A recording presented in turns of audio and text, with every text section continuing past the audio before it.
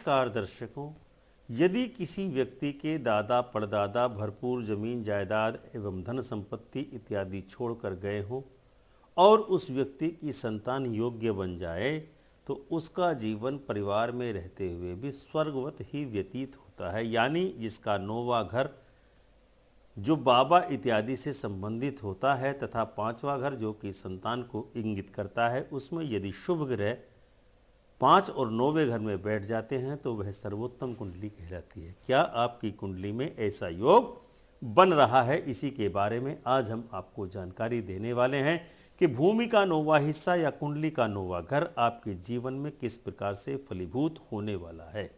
इसीलिए आज के इस वीडियो को ध्यान से देखते रहिए और अभी तक यदि आपने हमारे चैनल अमृत कलश को सब्सक्राइब न किया हो तो इसको अवश्य ही सब्सक्राइब कर लें और उसके बाद बनने वाले घंटी के बटन को दबाकर ऑल का ऑप्शन अवश्य ही चुन लें ताकि हमारा नया वीडियो अपलोड होते ही आपको सर्वप्रथम नोटिफिकेशन प्राप्त हो सके। तो आइए दर्शकों, अब हम शुरू करते हैं आज का यह कार्यक्रम। भूमि के 9वें भाग या कुंडली के 9वें घर को धनु राशि के नाम से जाना जाता है। कुंडली का यह पहला ऐसा घर है जिसकी जमीन भी उसी ग्रह की है तथा उस पर मकान भी उसी ग्रह ने बना रखा है। यानी 9वें घर की जमीन बृहस्पति की है तो उस पर मकान भी बृहस्पति ग्रह का ही बना हुआ है। लाल किताब के मत के अनुसार 9वें घर को समुद्र भी माना गया है। 9वें घर से जातक के पिछले जन्म के बारे में और इस जन्म में मिलने वाली संपत्ति और सुख के भाव को भी देखा जाता है।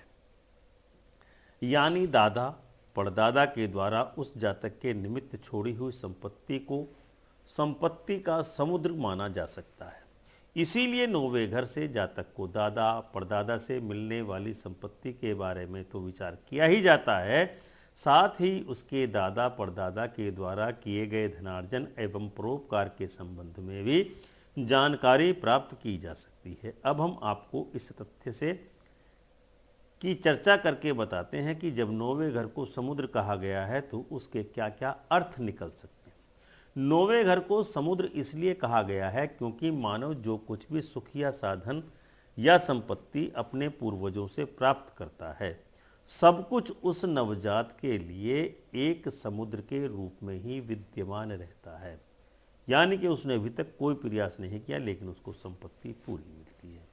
इस समुद्री जल की भाप मंगल से मिलकर के बृहस्पति की हवा से जल वाष्प बन जाया करती है और दूसरे घर यानी धर्म के पहाड़ से टकरा करके चौथे घर यानी कि जातक के चौथे घर और शुक्र की भूमि अर्थात भवन में या जीवन में सुखों की वर्षा संभव हो पाती है और जातक का जीवन आनंद युक्त होता है।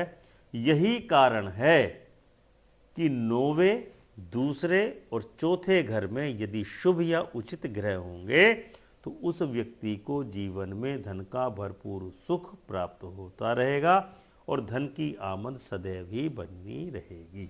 अब हम आते हैं इस तथ्य की ओर कि मोटे तौर पर 9वें घर में बैठे हुए ग्रहों को तीसरे घर में बैठे हुए ग्रह ही जगा सकते हैं।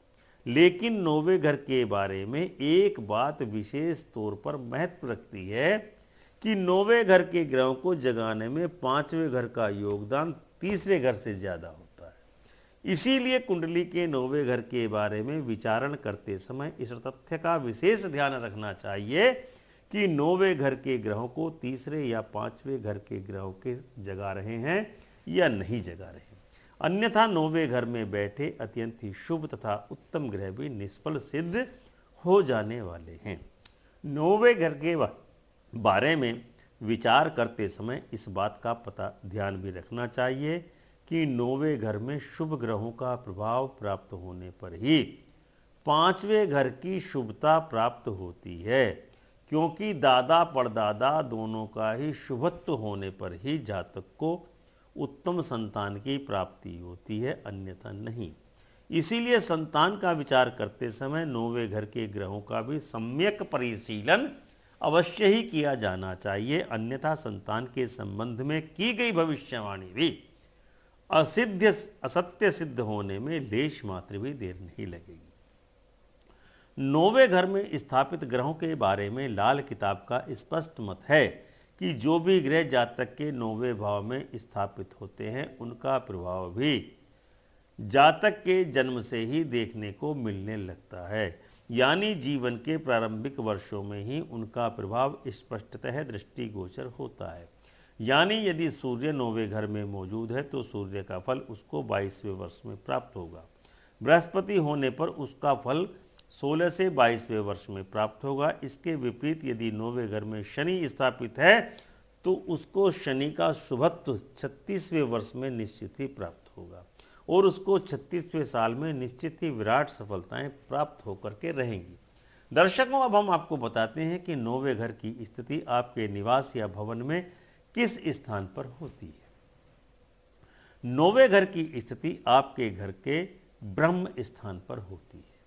इसके साथ ही 9वें घर के द्वारा जातक के दादा परदादा का जद्दी मकान यानी विरासत में मिली हुई संपत्ति भवन तो होता ही होता है, साथ ही मकान का फर्श भी 9वें घर से पता चलता है। इसके अलावा 9वें घर को समुद्र या जलाशय, जलीय जंतु या मेंढक, मछली, कछुआ या मगरमच्छ भी बताते हैं। इसके साथ ही साथ परिवार में सबसे लंबी आयु वाला व्यक्ति, बाबा, दादा, पड़बाबा तथा दादी के बारे में भी 9वें घर के ग्रहों से ही विचार किया जाता है। सबसे मूल्यवान सिद्धांत याद रखिए, 9वें घर के ग्रहों को 5वें घर में स्थापित ग्रह विशेष रूप से सकारात्मक रूप से जगाने का कार्य करते हैं। तो दर्शकों, आज के इस अंक में हम यहीं पर विराम देते हैं, लेकिन आपने यदि अभी तक हमारे चैनल को सब्सक्राइब न किया हो तो इसको अवश्य ही सब्सक्राइब कर लें तथा उसके बाद बनने वाले बेल आइकन को बटन को दबा करके ऑल का ऑप्शन अवश्य ही चुन लें ताकि हमारा नया वीडियो अपलोड होते ही आपको सर्वप्रथम नोटिफिकेशन प्राप्त हो सके। ओम श्री माधवाय नमः।